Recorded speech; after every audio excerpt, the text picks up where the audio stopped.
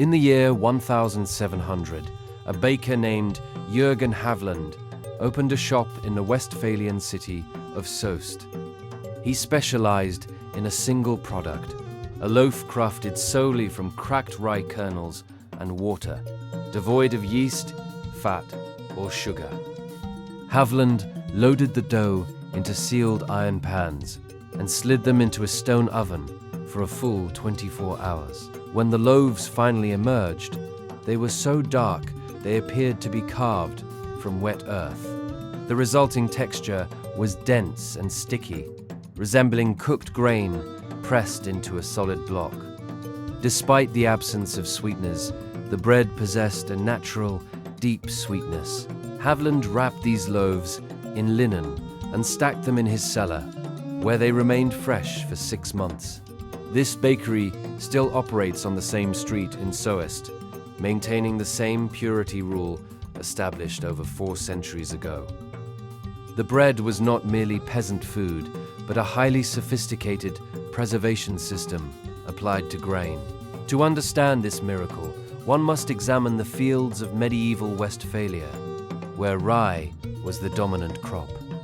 Rye was grown out of necessity because the sandy, acidic soil was too poor for wheat or barley.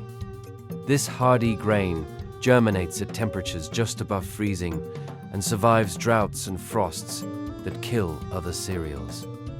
By the early medieval period, rye had become the staple grain across northern Europe, though its chemical secrets remained hidden. Rye is fundamentally different from wheat in its structural composition. While wheat relies on gluten to create an airy crumb, rye contains almost no functional gluten. Instead, it relies on pentasans, which are complex plant fibers that behave in unique ways.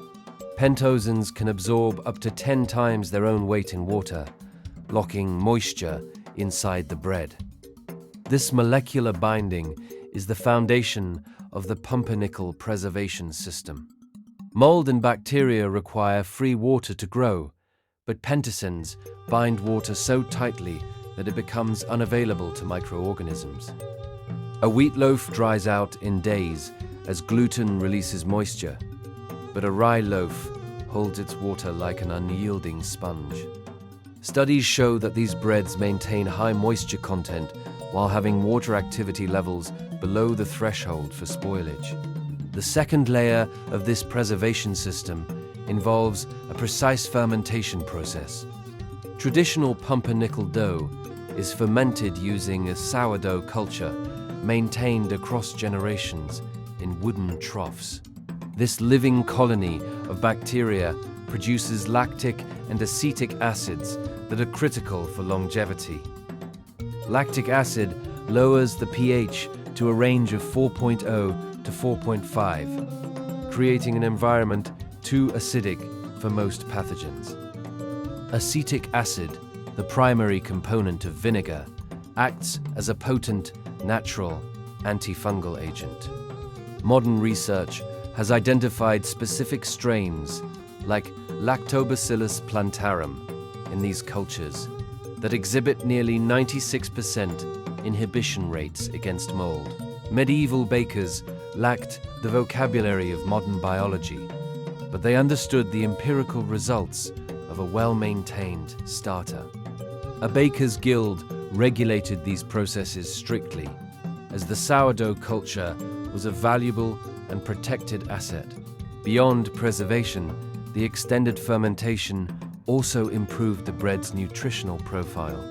Whole rye contains phytic acid, which prevents the human gut from absorbing essential minerals. The acidic environment of a 24-hour fermentation activates enzymes that break down this acid, freeing iron, zinc, and magnesium. This made the bread a vital source of bioavailable nutrients for families surviving long winters. The most transformative stage of production occurs inside the oven during a 24-hour bake. The low temperature of 250 degrees Fahrenheit is insufficient for a traditional crust, but perfect for the Maillard reaction.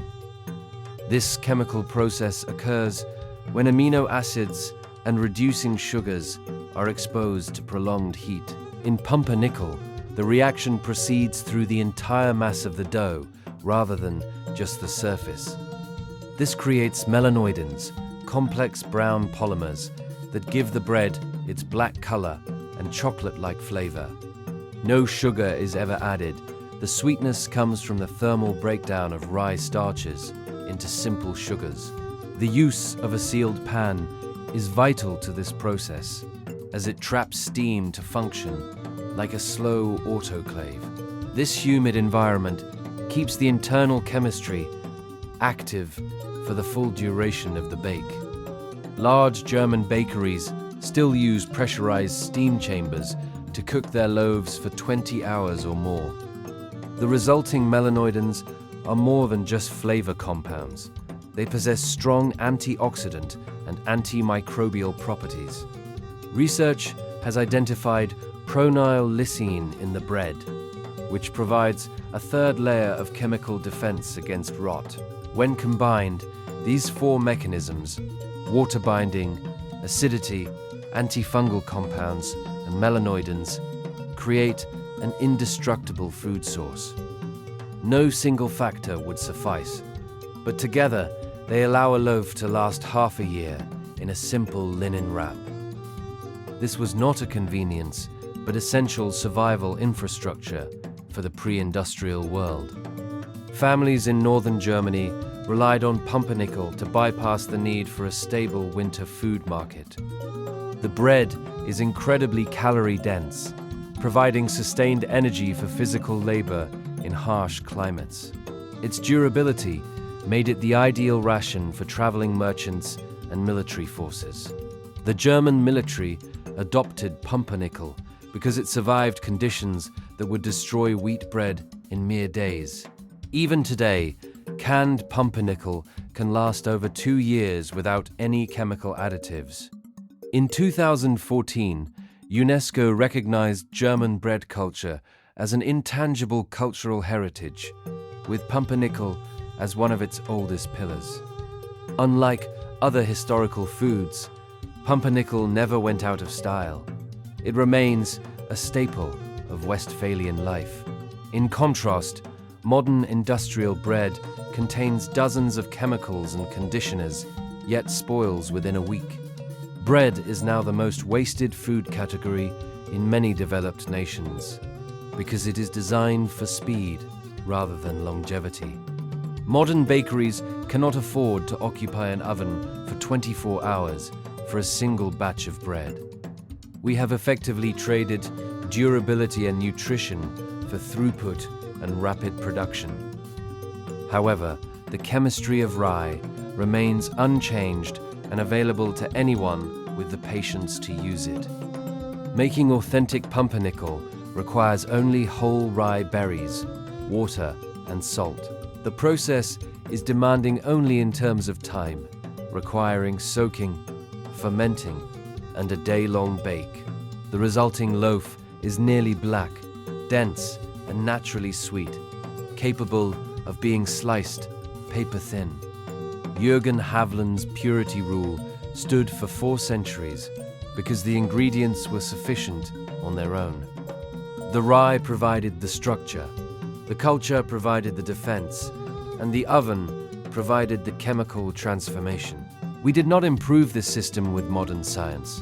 We simply abandoned it in favor of convenience. By returning to these traditional methods, we rediscover a food that is as much an engineered material as it is a meal.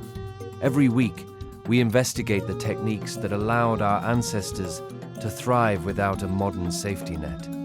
Understanding the science of pumpernickel reminds us that time is often the most important ingredient in any endeavor.